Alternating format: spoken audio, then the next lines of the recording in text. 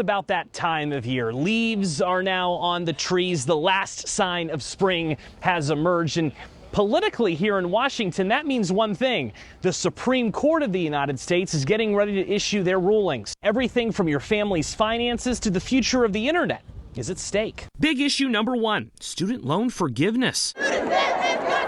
It's been a few months since rallies happened outside the court supporting President Biden's student loan forgiveness plan. As a reminder, the president wants $10 grand forgiven for individuals making less than $125,000 a year. $20,000 could be forgiven if you received Pell Grants while in college. When the high court rules, it also starts the clock for when student loan payments begin again. StudentAid.gov says that happens 60 days after the litigation ends. Big issue number two, the future of the internet. Two cases deal with whether social media sites like YouTube and Twitter are liable for the content that gets posted. If justices rule that social media sites are accountable, it could mean new restrictions on what can be posted online, since companies will want to limit litigation. Big issue number three, race. There are a couple of cases on this one. First, the Supreme Court will decide whether applications to go to college can include questions about race. Already, 9 states outlaw the practice. The Supreme Court's opinion could ban it nationwide, deeming it violates equal protection laws.